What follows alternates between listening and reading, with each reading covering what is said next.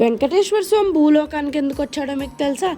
అయితే కలియుగం ప్రారంభమైనప్పుడు భృగు మహర్షి బ్రహ్మ విష్ణు మహేశ్వరుల్లో ఎవరు పూజించతగ్గవారో తెలుసుకుందాం అనుకున్నాడు. అందుకే మొదట ఆయన బ్రహ్మ దగ్గరకు వెళ్ళాడు. సరస్వతీదేవి వీణమాయంలో పడిన బ్రహ్మ భృగు మహర్షిని పట్టించుకోలేదు.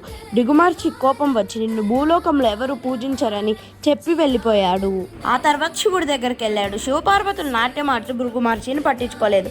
భృగు మహర్షి కోపంతో భూలోకంలో నిన్ను లింగ రూపంలో పూజిస్తారని శపించి వెళ్ళిపోయాడు. చివరిగా విష్ణుమూర్తి దగ్గరకు వెళ్ళాడు. కానీ ఆయన యోగ నిద్రలో ఉన్నాడు.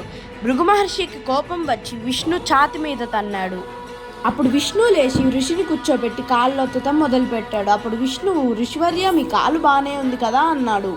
అది విన్న ఋషి కోపం చల్లారి తనను క్షమించమన్నాడు. కానీ ఇదంతా చూసిన లక్ష్మీదేవికి కోపం వచ్చింది. దీంతో లక్ష్మీదేవి వైకుంఠం విడిచి వెళ్ళిపోయింది. దీంతో విష్ణుమూర్తి వెంకటేశ్వర స్వామి అవతారం ధరించి లక్ష్మి కోసం భూమి మీద అడుగు పెట్టాడు.